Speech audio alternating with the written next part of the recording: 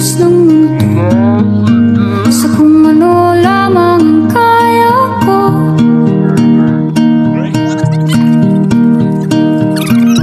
Bigang-biga na sa mga problemang di masolusyonan agad, parang wala nang bukas. Pwede bang umiwas? Hinahanap ang sarili, ngunit di nakakayanan sa ligaw na dinadaanan ko.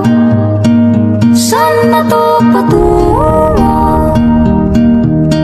Saan ako patungo?